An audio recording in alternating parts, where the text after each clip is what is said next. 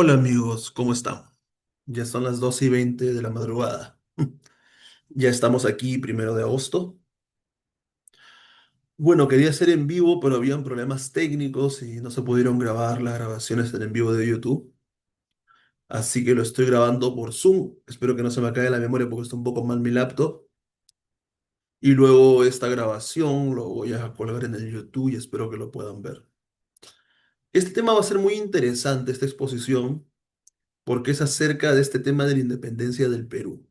Este tema ya es académico, ya no me quiero salir de la parte política, totalmente académico. Acerca de la independencia del Perú, ¿no? Si la independencia del Perú fue hecha por nosotros mismos o si la independencia del Perú fue concebida o concedida por los extranjeros, ¿no? Ese es un debate que ha estado a lo largo de muchos años, ¿no? En el cual han participado Paz Soldán, Francisco Javier Mariátegui, Vicuña Maquena. Luego, en la segunda mitad del siglo XX, más o menos, se empieza con la participación del Karen Spalding, de la Bonilla, ¿no? Que dice que la independencia fue concedida, ¿no? Y al año siguiente Bastardo les responde. Vamos a analizar cada punto muy sencillamente. He hecho un resumen, me voy a basar en algunas fuentes que he leído a lo largo de mi vida y en un pequeño resumen que hice a una recopilación que hace el Instituto de Estudios Peruanos. Y de ahí todos vamos a sacar las conclusiones juntos para que vean. Ya. Para no dejarnos llevar por apasionamientos políticos, sino vayamos directamente a la fuente académica. Muy bien, sin más pormenores, voy a compartir pantalla. Creo que es lo mejor compartir pantalla. Muy bien, por ejemplo, este es un libro de Vicuña Maquena que se llama La Revolución de la Independencia del Perú. Pero yo he descargado acá algunos artículos. Vamos a ver primero de Lepiani, la historia militar del Perú. No, el primer argumento que tienen muchas personas que no son académicos y otros académicos que no son historiadores, pero fungen de historiadores, es que la independencia fue hecha por extranjeros, ¿no? Pero yo les pregunto, ¿cómo una cantidad reducida de soldados iba a poder derrotar una gran cantidad de soldados? Ahorita vamos a ver. Este es el libro del tomo 1 de la historia militar del Perú, del general Carlos de Lepiane. Es un libro que se basa en fuentes, en partes militares, en fuentes. Entonces, aquí en esta parte que habla de la independencia del Perú, el general de Lepiane, el historiador militar, habla sobre la constitución, tanto de los ejércitos realistas como de los patriotas durante la guerra de independencia. Ahí está, ¿no? Pueden verlo, ¿no? Miren dónde está mi mouse, ¿no? Constitución de los ejércitos realistas. Bajemos. Primero da una primera parte del ejército realista, la infantería, la caballería, ¿no? A su resumen, resumes, y en la página 59 vamos a leer estos párrafos, estos dos párrafos. Ya lo voy a agrandar un poco más. Estamos en la página 59 de la Historia Militar del Perú, tomo 1, del general historiador militar Carlos de Lepiane, ¿no? Dice así de Lepiane. Si a estas tropas, o sea, se refiere a las tropas realistas, estamos viendo, ¿no? Se agrega la guarnición de los fuertes Callao y las unidades que se encontraban en el Alto Perú, a la sazón pacificado, se llega a la cifra de 23.000 hombres. Se refiere a las tropas que estaban por Lima, por cerca de ahí, ¿no? Entonces quiere decir de que el ejército realista tenía 23.000 hombres. En los slides anteriores yo decía 20.000 redondeando, ¿no? Pero éramos una cantidad exacta. Este sería según Delepiane, en una fuente de un historiador militar. Tenía 23.000 hombres los realistas, contando las unidades sueltas de milicias que en realidad no prestaron gran ayuda a los elementos regulares, ¿no? Por último, para conocer a fondo la organización, el estado material y moral de las tropas, conviene que algunos párrafos de la exposición que presentó el virrey entonces teniente coronel García Camba. Muy bien, esa es mucha otra cosa, ¿no?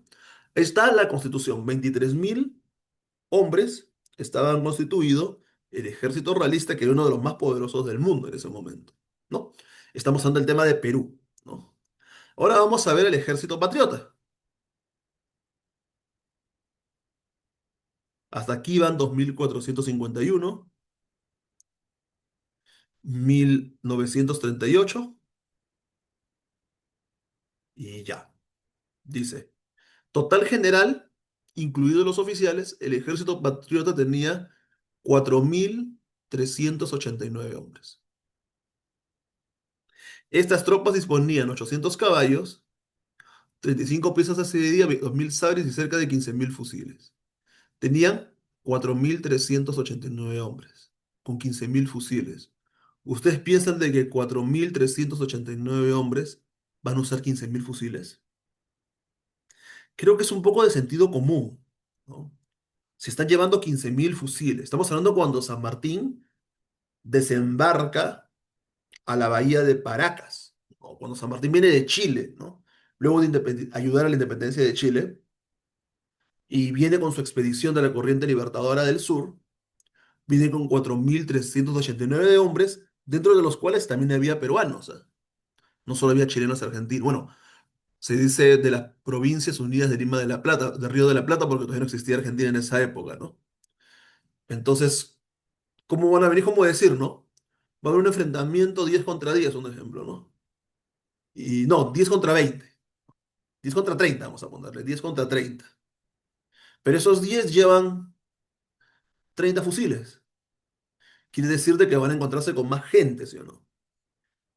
Y ahí dice la parte de las montoneras, ¿no? Que no se los consideran como ejército regular, pero es la que se unieron, ¿no?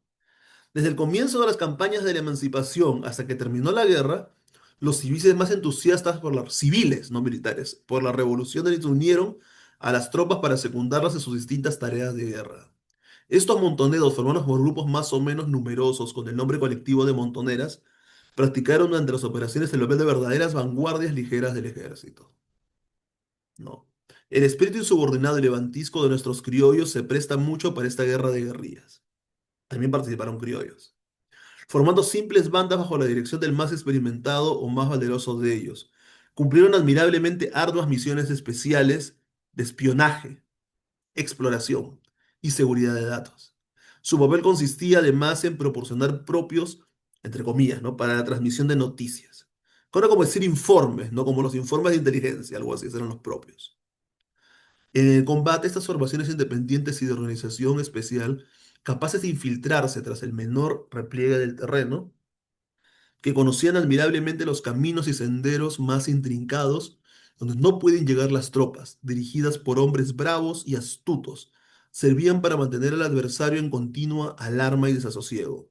Las sorpresas nocturnas, las emboscadas y todas las pequeñas operaciones que entraña la guerra encontraban en ellos decididos ejecutantes. El ataque de convoyes, la interceptación de comunicaciones eran operaciones de todos los días. ¿No? Y a cada una más descripción de las montoneras. No vamos a leerlo todo porque estamos, no, es corto, pero igual no lo vamos a leer todo. Le dejo para que ustedes lo lean, ¿no? Este PDF lo he descargado con mucha suerte por internet, espero que no lo borren, pero ya lo descargué por suerte, ¿no? Entonces ya lo tengo. Me había comprado el libro completo, pero cuando se perdió mi biblioteca ya perdí el libro, entonces lo tengo solamente ahorita en PDF, ¿no? Entonces, a través de la fuente, de esta fuente militar, de un historiador militar que ha revisado archivos militares de la época, estamos llegando a una conclusión, ¿no? Que llegaron 4.000 y pico, ¿no? 4.389, ¿no? Soldados con 15.000 fusiles. Si van a encontrar con gente. ¿Y quiénes eran gente? Los propios peruanos, ¿no? Entonces ahí vamos. Ahora, yo ahorita estoy mostrando una sola fuente, pero ahorita voy a mostrar más fuentes. Ahorita vamos a entrar a la parte del debate académico, ¿no? Ahora ahí, esta es la historia general del ejército del Perú. Lo descargué, ¿no? Con una copia con algunos derechos de autor de Google, lo que tengo mucho cuidado por eso, porque estoy mostrando con la fuente, ¿no? Y con todo lo demás, ¿no? Aquí estoy mostrando los derechos de autor del libro, ¿no? Dice, Historia General del Ejército Peruano. Ese es un tomo, yo lo tenía, me tenía todos los tomos de este, ¿no? Lástima que los perdí cuando se perdió en mi biblioteca, ¿no? El Ejército y la Independencia del Perú. Esto es hecho por la Comisión Permanente de Historia del Ejército del Perú. Ahí podemos ver al gran Rasuri, ¿no? Al teniente Rasuri, ¿no? Que participó en los húsares del Perú, ¿no? República Peruana, Ejército del Perú. Ahorita vamos a los historiadores civiles, ¿ah? Para que no digan de que me baso solo en historiadores militares, ¿no? Por mi corazoncito de copapa, ¿no? No, para que no digan que solamente me baso en eso, ¿no? Ese es el tomo 4, ¿no? El Ejército y la Independencia del Perú, volumen 2. El Ejército, protagonista principal de la historia del Perú. Comisión Permanente de Ejército del Perú.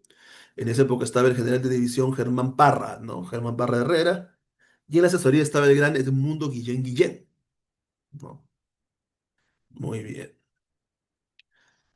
Entonces vamos a ver aquí, ¿no? El capítulo sexto. Esto se conforma por varios capítulos, ¿no? La independencia del Perú, culminación centenaria de la lucha contra la dominación española. Luis Durán Flores, ¿no? En esta parte, Luis Durán menciona, que ahorita lo vamos a mostrar, la gran cantidad de levantamientos que hubieron antes de la llegada de San Martín y Bolívar, ¿no? Levantamientos dentro del Perú por los propios peruanos, ¿no? Luego dice las guerrillas y montoneras patriotas en la independencia del Perú. Ella Dumbar Temple, ¿no? Que tiene el nombre de la, no sé si es el rectorado de la Biblioteca de San Marcos, ¿no? No sé si es la biblioteca principal o el edificio donde está el decanato, rectorado de San Marcos. El edificio del auditorio, ¿no? Ella Dumbar Temple, ¿no? De allí el ejército, el pueblo peruano, las expediciones argentino-chilenas. Hay varias informaciones que sí lo he leído en su momento, ¿no? Yo me he devorado todos esos tomos, ¿no? Pero no voy a ser yoísta. No, no quiero caer en yo, todo con humildad, ¿no? Les muestro las evidencias para que ustedes mismos saquen sus propias conclusiones, ¿no? Mira, aquí está. Independencia del Perú, culminación de lucha centenaria contra la dominación española, ¿no? Luis Durán Flores, ¿no?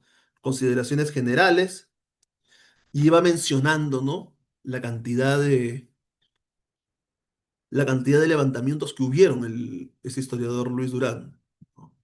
Ahí cita a Vicuña Maquena, ¿no? Uno de los grandes historiadores. Lástima que no he podido sacarlo, ¿no? Ahí menciona, mira, comienza aquí con las rebeliones, los levantamientos del siglo XVI. Cuando hablamos del siglo XVI, estoy hablando de los 1500 tanto, ¿no? Primero comienza, ¿no? La rebelión de Gonzalo Pizarro. Pues, pero ¿por qué Gonzalo Pizarro si Gonzalo Pizarro fue español? Porque Gonzalo Pizarro se enfrentó a la corona española, ¿no? Porque fue una guerra en la rebelión de los encomenderos. No sé si ustedes han llevado la clase de historia del Perú, pero para los que no la han llevado, un poco les explico, ¿no? La rebelión de los encomenderos fue una guerra que se dio primero entre los mismos conquistadores, ¿no? Que comienza con el conflicto en la guerra que hubo entre el conquistador Francisco Pizarro y Diego de Almagro, en la cual Francisco Pizarro derrota a Diego de Almagro, ¿no? Y matan a Diego de Almagro, ¿no? Después viene Almagro el Mozo, el hijo de Diego de Almagro, y mata en una conspiración a Francisco Pizarro. Muere Pizarro. Entonces, una gran cantidad de guerras, ¿no? Con pacificaciones, ¿no? Ahí muere el primer virrey del Perú, Blasco Núñez de Vela, ¿no? En esa rebelión de los encomenderos. Y termina con Gonzalo Pizarro, el hermano de Francisco Pizarro, que iba a ser coronado como rey, fue coronado como rey, ¿no? Emperador del Perú, ¿no? Y prácticamente viene la pacificación, ¿no? La Gasca, vienen los pacificadores y derrotan definitivamente a Gonzalo Pizarro, ¿no? No, entonces ahí está poniendo del siglo XVI, ¿no? Y está que lo divide, ¿no? No sé si menciona, y creo que también menciona Manco Inca, ¿no? Que fue una de las primeras rebeliones. Pero está tomando una rebelión de la primera forma de que el Perú iba a ser independiente, pero a través de los mismos conquistadores, ¿no? Luego viene de Francisco Hernández Girón, ¿no? Los hermanos Contreras, Martín Cortés, Gonzalo de Ollón, el traidor Aguirre en el Amazonas, etcétera, ¿no? De Salcedo en Puno, los vizcaínos. Sería chévere explicarles cada uno, pero no vamos a llevar toda la madrugada y tenemos que apurar un poco esto para que ustedes puedan ver, ¿no? Menciona las rebeliones del siglo XVI. Ahora, aquí también menciona la rebelión del Apu Juan Santos Atahualpa, ¿no? En esa época también estuvo la de Manco Inca. Creo que sí la mencionan en alguna parte, pero bueno. Entonces la de Manco Inca, ¿no? Y Juan Santos Atahualpa, ¿no? Se dice que Juan Santos Atahualpa fue uno de los incas de Vilcabamba que nunca pudieron derrotar los españoles, ¿no? Ustedes saben de que luego que cae el imperio de los incas, los últimos descendientes de la corona incaica, de los emperadores incas, van y se refugian en una ciudad, en la ciudad perdida, ¿no? Que queda en la provincia de Vilcabamba, ¿no?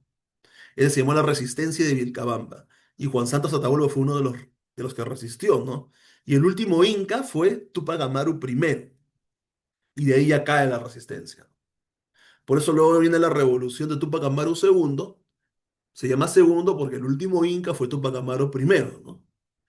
Entonces José Gabriel Condorcanqui, que iba a ser, supuestamente iba a regresar el imperio de los incas, iba a establecerse como emperador en esa revolución, que obviamente fue derrotado, ¿no? José Gabriel Condorcanqui, se decide llamar Túpac Amaru II, ¿no? Ese es por qué se llama Túpac Amaru II, ¿no? Porque iba a ser la continuación del último Inca en Vilcabamba, ¿no? De la resistencia que se llamó Túpac Amaru I. O sea, oficialmente, ¿no? Con resistencia, el último Inca fue Túpac Amaru I, ¿no? Pero fue Inca solamente de Vilcabamba, ¿no? Porque ya los españoles habían dominado la mayor parte ¿no? del territorio, ¿no? Solo gobernó la parte de Vilcabamba. Ahí menciona a Vicuña Maqueda, ¿no? Y ya. De ahí vienen manifiestos y denuncias contra el régimen colonial. Y menciona, ¿no? La relación de provisor Luis de Morales, la denuncia de Curacas de Catacaos, denuncia de Alonso Torres Romero, información de abuso de los corregidores 1611. Mira, de 1541, 1624, 1627, 1611, 1613, ¿no? Creo que son datos que muchos actuales hispanistas no mencionan, ¿no? O no les conviene mencionar. Estamos hablando ahorita de denuncias, ¿no? Memoriales, todavía poco a poco en pasar adelantamientos, ¿eh? Manifiesto de agravios, Calixto Tupac Inca, representación verdadera, exclamación, ¿no? Eh, muy bien. Luego vienen los tumultos y alzamientos. Ahí comienzan, ¿ah? Estamos hablando ya de alzamientos, de levantamientos militares, ¿no? Muy bien, ahí dice Felipe Tupac Amaru, el último de nuestros incas. Cuando se dice Felipe Tupac Amaru, se refiere a Tupac Amaru I, ¿no? De la rebelión de Vilcabamba, ¿no? Que una resistencia. No, en 1601, ni bien comienzan los años 1600, conato de alzamiento en la ciudad del Cusco, en el que había estado comprometido don Carlos Inca, nieto de Paullo Inca, el que había servido a los enemigos con las fuerzas incas patriotas desde 1537, ¿no? Alzamiento de Quillabamba. Al año siguiente hubo un alzamiento en Quillabamba de los negros esclavos bajo la dirección del famoso Pilcosón Francisco Chichima. O sea, ya los esclavos no, ya se estaban levantando contra el dominio por su libertad, ¿no? De ahí dice, alzamiento del pueblo de Retes, dirigido por Carlos Ramírez. Todo un pueblo se alzó. Represión de los indios Ochozumas. Archivo General de Indias. Lima 105. Ese documento se encuentra en el Archivo General de Indias, en España, ¿no? Alzamiento de Alonso y Miguel Benalcázar. Nuevos alzamientos promovidos. Alteraciones de 1600. Mira, 1620, 21, 28, 33, 61, 61 de nuevo, 62 de nuevo. No, o sea, hay una gran cantidad de levantamientos, de alzamientos en contra del virreinato español. No era un paraíso como que hacer ver, ¿no? Estas personas que dicen que mejor nos hubiéramos mantenido como parte del virreinato, ¿no? 1663, alzamiento de la provincia de Cajatambo. Se dice que los indios en guerra salieron a pelear con los rostros y extremidades envijados a usanza antigua, con la grita, mueran todos los españoles porque la tierra es nuestra. No quiero que me corte YouTube, solo te estoy citando esto. O sea, fue un tremendo alzamiento el de Cajatambo, ¿ah? En 1663. 1666, 3 años después, conspiración de Lima. Hubo una conspiración en la capital. 1667, alzamiento de los indios Hatunjauja. Los Hatunjauja son en Jauja, ¿no? En la provincia de Junín, en Jauja, ¿no? Muy cerca de Huancayo, por ahí, ¿no? En la Sierra Central. De ahí, 75. El año 75 del siglo XVII. O 1700 del siglo XVII. La conspiración de Juan Bautista, indio de Tumbes. Muy bien. Es una imagen, ¿no? Y ahora viene nuevos alzamientos en el siglo XVIII, ¿no? Muchos dicen, ¿no? En el siglo XVIII, dicen muchas personas por ignorancia, ¿no? Que la única revolución o rebelión fue la de Túpac Amaru II. Mentira, mentira. Y acá están las evidencias.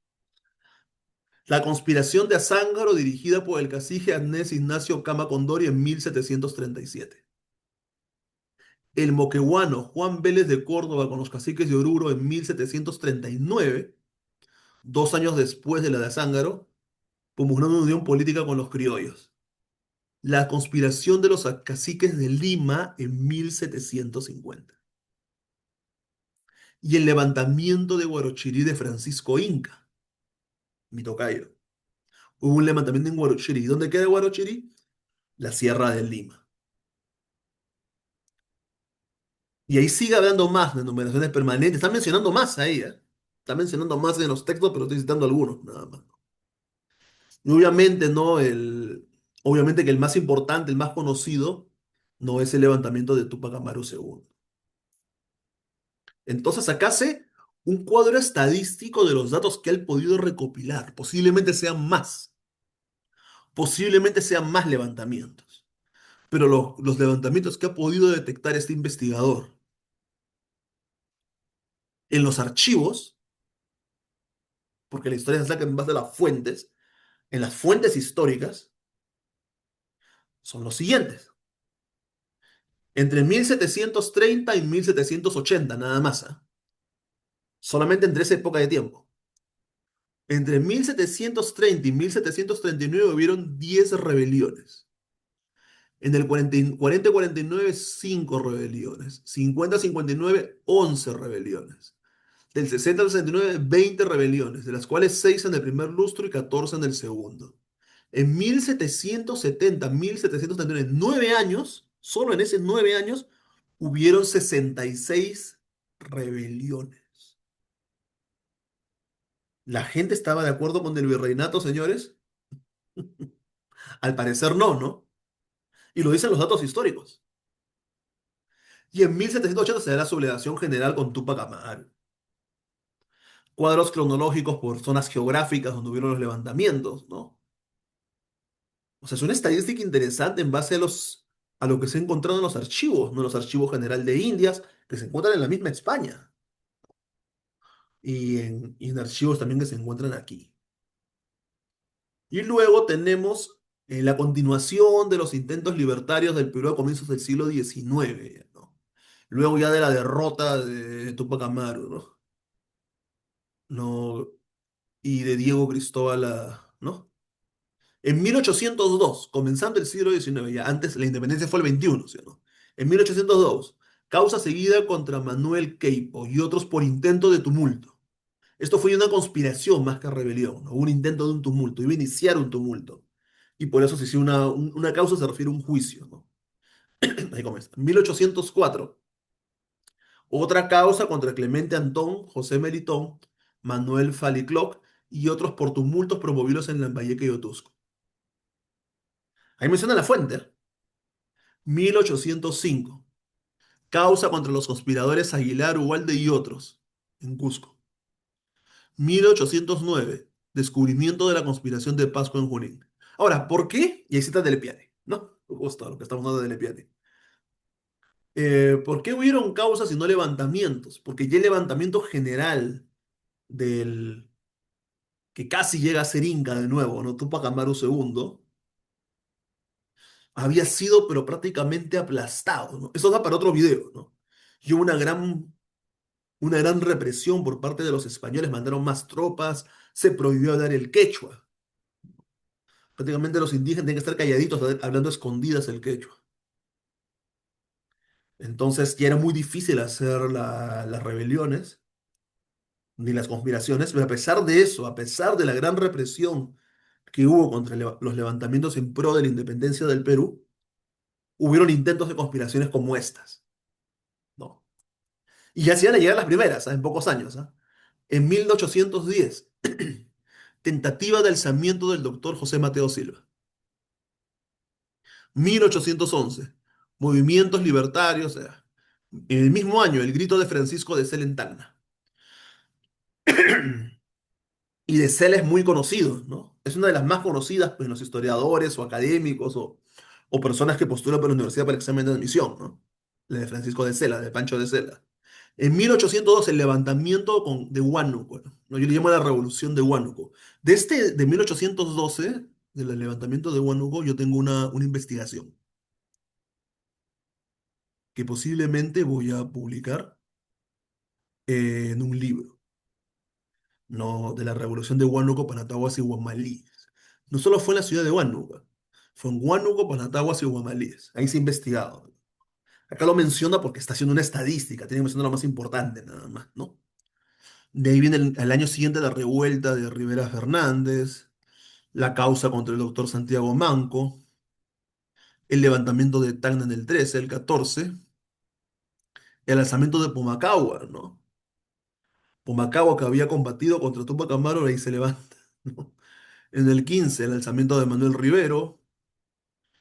En el 15 hubo un tumulto y un destierro. En el 16 hubo una causa y dos causas, ¿no? Por sedición y por alboroto. Eh, el 16, mira cerca, causa contra la Coda del Ren, ¿no? Que fue un gran revolucionario que al final apoyó a San Martín, ¿no? El conde de la Vega del Ren participó, ¿no? Intentó sublevar y también participó en el Día de la Independencia del Perú después, ¿no? Hizo un intento de sublevación. Mira cómo ya los mismos criollos, ¿no? El conde era un conde, ¿no? Criollo. No recuerdo si español o criollo. A ver, vamos a ver si está, ¿no? Conde de la Vega del Ren, me había olvidado. Vamos a poner aquí ya. Conde de la Vega del Ren. Ay, Perú, historia. Aquí está José Matías Vázquez Acuña. Sí, criollo. Criollo, ¿no? José Matías Vázquez Acuña, Menacho. Rivera, sexto conde de la Vega del Rey, ¿no? Él participó en la independencia del Perú en el año 21, el conde de la Vega del Ren. Participó parte de la organización, ¿no? Justo en un documental que nosotros presentamos como Comité Patriótico de la Independencia del Perú, lo mencionamos al conde de la Vega del Ren, ¿no? Entonces él era criollo, ¿no? Criollo, ¿no? Y intentó hacer una sublevación, ya. O sea, ya los peruanos estaban esperando que llegara San Martín, ¿no? Con la táctica militar. Como les decía anteriormente, los criollos, los indígenas, los peruanos no tenían formación militar. Necesitaban una estrategia militar. Y es por eso que vino San Martín con estrategia militar, con armas y con refuerzos, ¿no? De ahí causas contra José Gómez, ya fue una de las últimas, ¿no? Levantamiento de Tacna, el mismo 17, ¿ah? Estamos hablando prácticamente de 3 años antes de que San Martín desembarque en Paracas y 4 años aproximadamente antes de que se proclame la independencia del Perú. Y unos 6 o 7 años antes de que se dé la expulsión definitiva, ¿no? Bueno, casi definitiva, ¿no? Después de la batalla de Ayacucho, ¿no? Sean las últimas causas, ¿no? En el 17. Ya de ahí, después del 17, el 18 y 19 y 20 no hubieron más levantamientos ni causas, posiblemente, quizás sí han habido, pero posiblemente no se ha encontrado todavía registro por parte de ellos, porque ya estaban preparando todo para juntarse y anexarse a la corriente libertadora del sur de San Martín, ¿no? Ya era solo cuestión de tiempo, nada más, que suceda eso. Entonces ya estamos revisando este libro. Ahora vamos al debate. Ya, vamos al debate porque hay que mencionar todas las posiciones y las caras de la moneda y demostrar el por qué nosotros, en mi caso del comité y mi humilde persona, tomamos cierta posición, ¿no? El por qué. Siempre explicando y cada quien, de acuerdo a su pensamiento crítico, tomará las decisiones. No, hay un libro que resume este debate y dos libros que si lo leen completos lo complementan muchísimo mejor. sobre esta debate, ¿no? De la independencia del Perú, ¿no? Me da risa, ¿no? Porque ya hablando un poco de política académica, vamos a decir, ¿no? Mucha gente de la extrema derecha actual, ¿no? Están que se basan en teorías marxistas para decir de que los peruanos no querían la independencia del Perú, ¿no? Ese extrema derecha actual que se pegan a los hispanistas en Perú, ¿no? Para decir que los peruanos no querían la independencia del Perú y se basan en teorías marxistas. Me da mucha risa, ¿no? Porque en esta época, más que todo, eran los historiadores marxistas los que como querían desaparecer el Perú para hacer su país socialista, ¿no? Negaban, ¿no? Decían que la independencia del Perú estaba mal, ¿no? Que los peruanos no querían, ¿no? Su independencia y que iban a ser una verdadera independencia, decían, ¿no? Y ahora estas personas, ¿no? Que ni siquiera son historiadores muchos, ¿no? Como, hay que decir las cosas como son, ¿no? Capitán Perú, ¿no? Por ahí hay un loquito que no me acuerdo su nombre, que has publicado hasta libros, increíble, ¿no? Ahora cualquiera puede publicar libros, ¿no? ¿No? Creo que es sobre ruedas, no me acuerdo. Bueno, más allá de quien sea, ¿no? Y otros más, ¿no? Que ni siquiera son académicos, no tienen nada de académicos y, y se lanzan, ¿no? Y lo peor es de que hay mucha gente que no investiga, ¿no? O no maneja el tema, ¿no? Y aplauden como focas, ¿no? Como decía Marco Aurelio de Negri, ¿no? Un gran intelectual, ¿no? Que en paz descansa, Marco Aurelio de Negri, ¿no? Si alguien no sabe de un tema, mejor que no opine hasta informarse, ¿no? Que no opine hasta informarse, ¿no? Porque va a ser el ridículo, va a ser el ridículo. Pero bueno, pero vamos a entrar al debate en estos momentos, ¿no? Voy a dar mi punto de vista sobre el debate. Acá tengo unos apuntes, ¿no? Quizá para que no se me pase nada, decidí hacer apuntes sobre este libro, que es del Instituto de Estudios Peruanos, que se llama La Independencia del Perú, concedida, conseguida o concebida. Ujú. Les voy a mostrar y luego vamos al libro, ¿no? Que no está, no lo tengo en PDF, pero que lo he leído de la Sara, la historia y sus límites de Basadre, ¿no? Que se basa, aquí también está, ¿no?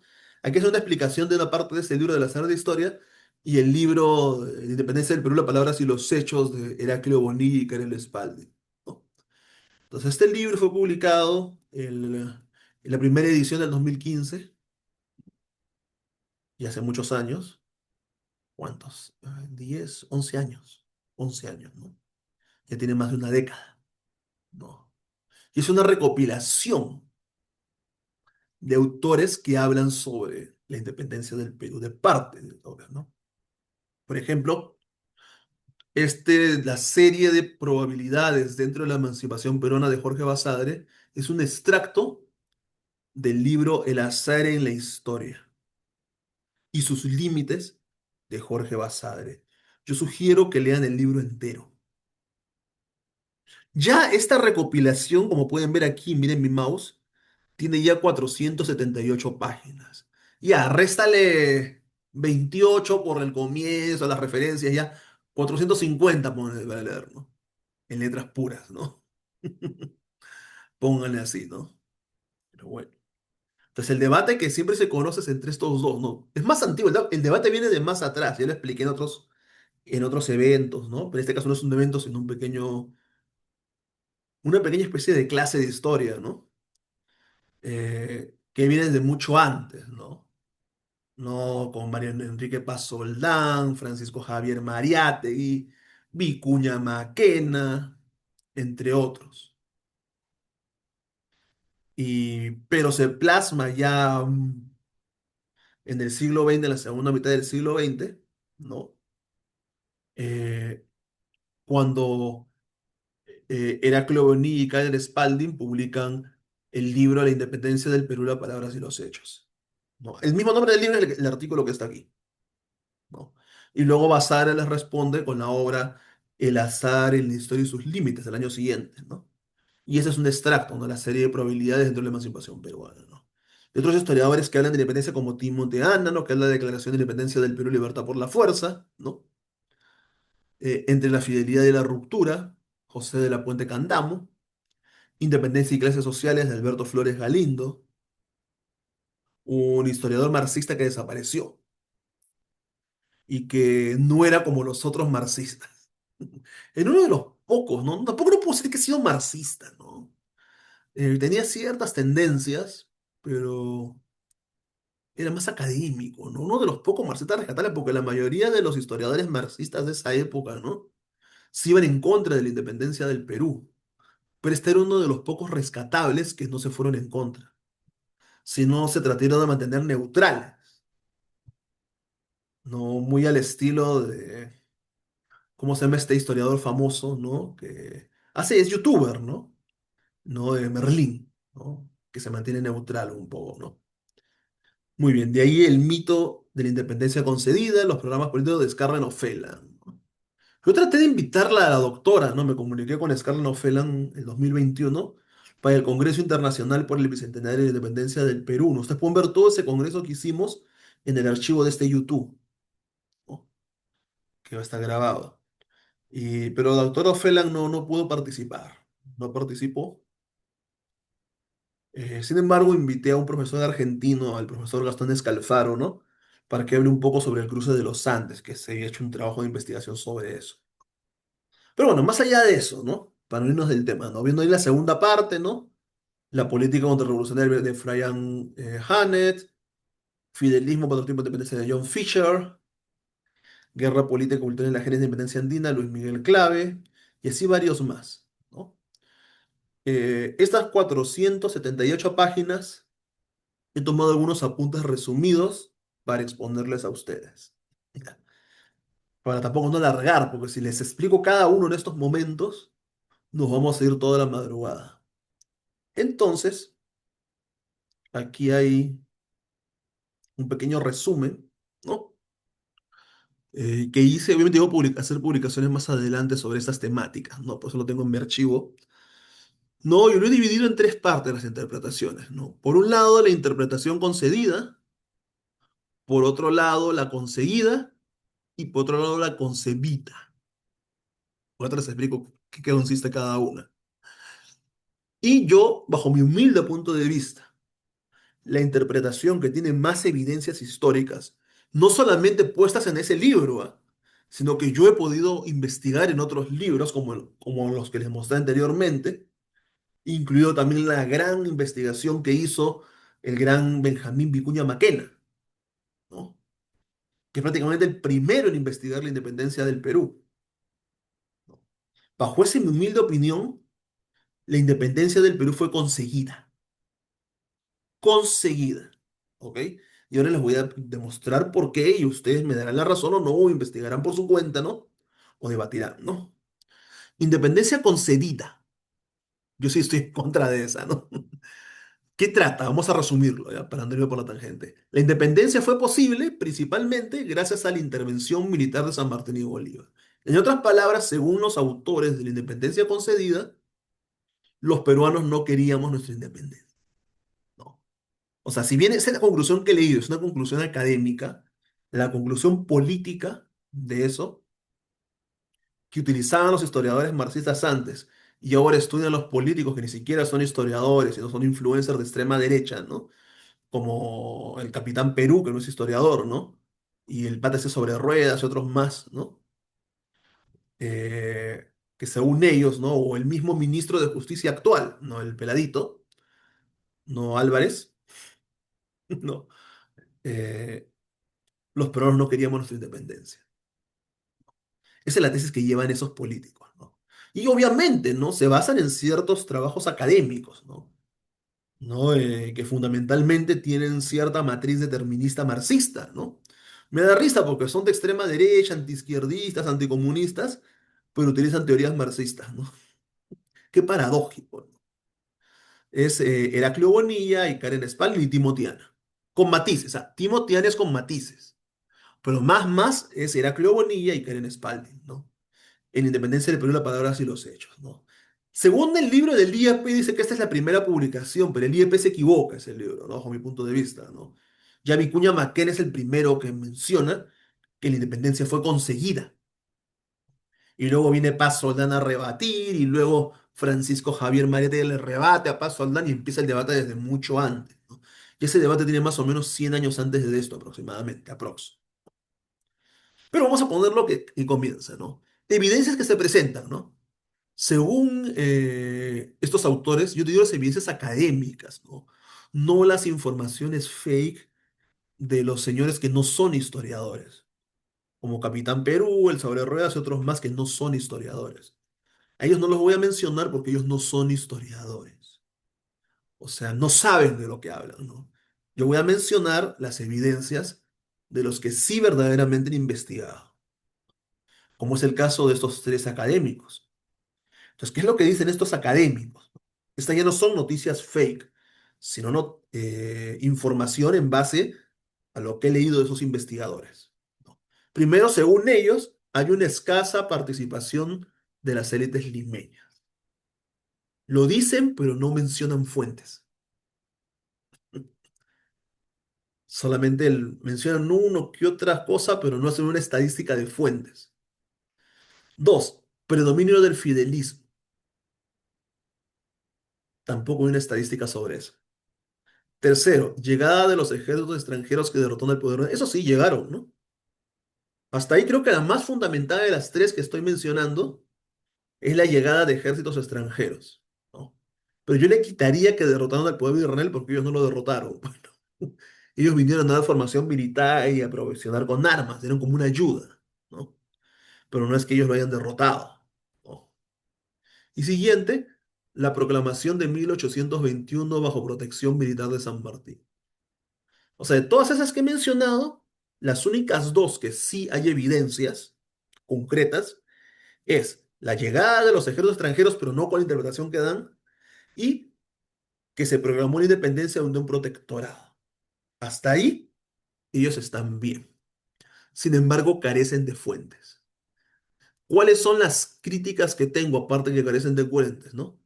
Que minimiza las conspiraciones, ya son críticas más académicas, ¿no? Minimizan las conspiraciones y rebeliones y la participación de actores peruanos anteriores de 1821. Y todas esas participaciones anteriores a 1821 yo lo expliqué, ¿no? Cuando puse lo de Durán Martel, ¿no? Del historiador de la Comisión Permanente, del libro, ¿no? De la Comisión Permanente de Historia del Ejército del Perú. Y son las que recopiló él, ¿no? Pueden haber muchas más, porque la historia se va descubriendo en los archivos, ¿no? Van a descubrir archivos nuevos con nuevas cosas. Ahora vamos a mi posición, que también soy crítico con mi posición, ¿ah? Un- en la ciencia eso se llama hipótesis nula, ¿no? Otros le llaman autocrítica, otros autocriticar las ideas, ¿no? Y las evidencias que uno cree, ¿no? Para que no haya un sesgo, ¿no? O sea, lo que trato es de que la información no sea sesgada, ¿no? Sino utilizar el pensamiento crítico. Y eso no me hace tibio, como la posición tibia que se dice que es la independencia concebida. Ahorita vamos a ver de concedida y concebida. Digamos, conseguida, ¿no? Los peruanos sí lucharon por su independencia mediante conspiraciones, rebeliones y participación militar, ¿no? Y esta es la información que tiene muchísima más cantidad de evidencias, ¿no? ¿Quiénes la proponen? Jorge Basadre, José de la Puente, Alberto Flores Galindo, ¿no? Uno de los pocos marxistas rescatables, ¿no? Y la gran Escarrenofela, ¿no? Escarrenofela. Muy bien. Evidencias, ¿no? Ya, pues, acá he mencionado partes, ¿no? Estas que evidencias de aquí se basan en ese libro, ¿no? Pero yo ya, aparte en el otro libro que acabo de mostrar, hay muchas más evidencias, ¿no? Ahora, ¿cuál es la crítica que tengo hacia lo que yo creo, ¿no? ¿No? Para hacer el pensamiento crítico, ¿no? Que se puede exagerar el alcance nacional de los movimientos que muchas veces fueron regionales y derrotados.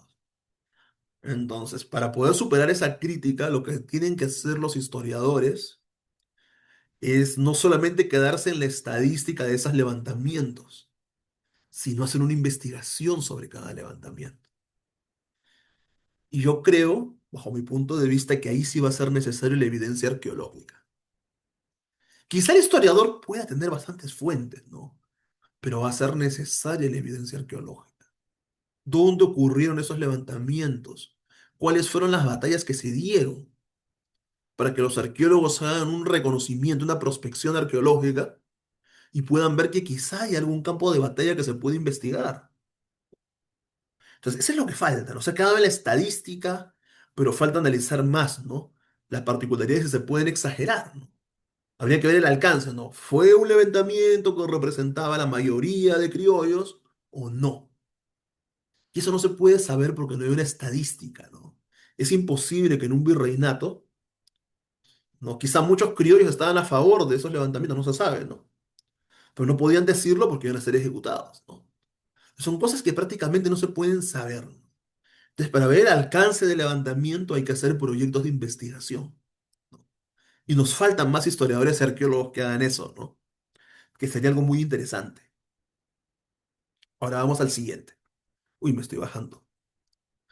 Estoy resumiendo un libro de 400 páginas. La independencia concebida, ¿no? Dice lo siguiente, antes de lograrse militarmente, la independencia fue una transformación política e ideológica. O sea, esto se basa más en las causas externas, ¿no? Es válida, incluso si me dan a elegir, ¿no? Entre la concedida y la concebida, yo preferiría mil veces la concebida, ¿no? A esto yo le llamo la posición tibia, le llamo. ¿No? Porque se basa solo en las causas externas, ¿no? En cambio, la concedida se basa en las causas internas, ¿no? Ideología que redefinió la legitimidad del poder. Muy bien, ¿qué historiadores proponen eso? La historiadora Carmen MacEvoy, Víctor Peralta, Natalia Sobrevilla, Luis Miguel Glave, Brian Hamnet, Daniel Morán, ¿no? Así es, ¿no? ¿Dónde está? Acá. Ahí se me baja solo. Las evidencias, ¿no? Crisis de la monarquía española desde 1808, constitucionalismo, liberalismo, prensa, construcción del republicanismo y una nueva cultura política. Como te digo, son causas externas, ¿no? Y vamos a ver el contra, ¿no?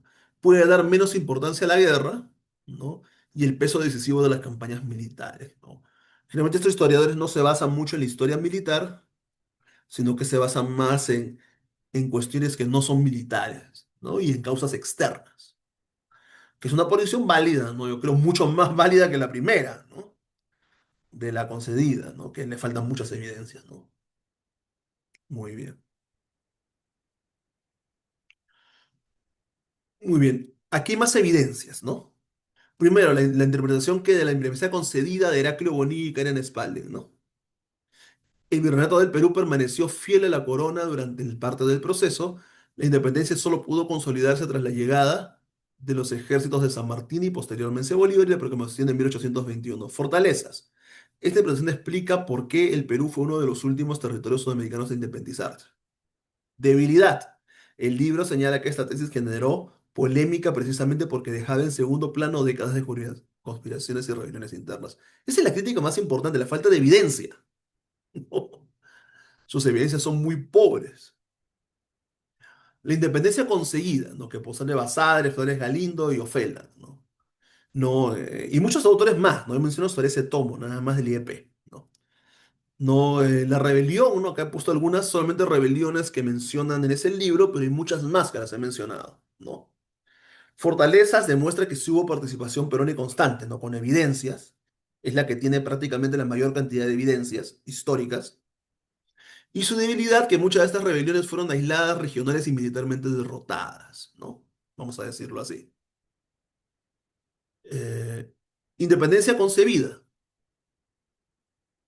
No, el principal problema es que tenía la legitimidad del rey, no se basa más en las causas externas. Evidencias, difusión del liberalismo, constitución de Cádiz, externa en España, no tiene nada que ver con lo interno. No, construcción del republicanismo, formación gradual de identidad nacional, etcétera, ¿no? Y la guerra civil, ¿no? No, acá hay un contraste crítico que hice, pero eso lo vamos a dejar allí, porque son ideas que tengo que desarrollar, faltan desarrollar, disculpen. Y bueno, acá es a lo que quería llegar con estas evidencias, ¿no? Lean el libro, les sugiero también, ¿no? Cuando puedan. Que en las redes sociales van a encontrar personas que no son historiadores, que posiblemente van a tener miles de seguidores, ¿no? Mi canal es un canal chiquito, ¿no? Usualmente los likes lo ven menos de 12 personas, a veces 20. No muy raro se llega a los 50, muy raro. Y los videos, ¿no? No, los videos que son más interesantes, que se logran compartir, ¿no? Llegan a veces a 1000 vistas, otros a 500, otros a 100. Cuando son live llegan a menos vistas los live, ¿no? Pero videos así como este llegan a más vistas, ¿no? Entonces prácticamente es un canal pequeño pero académico de YouTube, ¿no? El objetivo más que conseguir vistas es generar pensamiento crítico, así lo vean pocas personas, ¿no? En cambio esos autores, ¿no? Como el Capitán Perú o el Señor sobre Ruedas, que no sé cómo se llamará, ¿no? Que se fungen de historiadores, o que publican libros, se creen historiadores, ¿no? Pero no se basan en evidencia académica, ¿no? Se basan en autores que piensan o opinan sobre algo, pero no van a un archivo. En cambio, los autores que yo estoy mencionando son gente que tienen evidencias archivísticas, ¿no? Porque la historia se crea con archivos. Es como decir, ¿cómo un médico, cómo sabes que un médico hace su trabajo? Cuando te hace el diagnóstico y si necesitas medicina, te receta las medicinas o te hace la curación o la operación. Como un contador hace su trabajo. Una de dos, cuando te ayuda a hacer los taxes, los impuestos, y presenta tus impuestos, o cuando te hace un análisis de cómo está tu empresa o tu economía familiar. Como un arqueólogo hace su trabajo. Cuando hace proyectos de investigación, ¿no? Va a los sitios arqueológicos, los analiza, los investiga superficialmente y si es necesario hace excavaciones arqueológicas. En base a eso analiza los materiales arqueológicos y te da un resultado en base a eso. Ahora, como un historiador te da su información. Lamentablemente hay un mito, ¿no? Que uno piensa, ¿no? Que el historiador lee un libro y dice en base al libro que ha leído lo que él piensa, pero no es así. Un historiador es historiador, investigador de un tema, porque va a un archivo.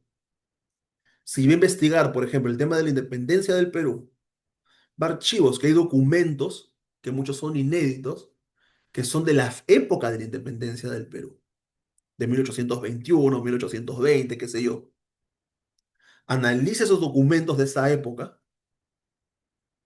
y en base a esa investigación académica, publica su libro, ¿no? O su informe de investigación. Pero esos señores de redes sociales no son investigadores, ¿no? No tienen fuente. La única fuente que pueden tener es la fuente de opinión política, pero no tienen fuentes históricas. Quizá se basen, ¿no? En ciertas evidencias que plantean ciertos historiadores y hacen un sancochado, hacen, ¿no? Diferentes cosas, ¿no? Un puchero, ¿no? Pero no hacen información histórica. Y mi crítica no iba hacia ellos, ¿no? Porque yo creo de que leer sus libros, ¿no? Se los digo así, leer su información, ya suficiente con escuchar las barrabasadas que hablan, ¿no? Ya leer su información ya sería una pérdida de tiempo, ¿no? Sería quizá interesante para una burla académica, ¿no? Para burlarme un rato, ¿no?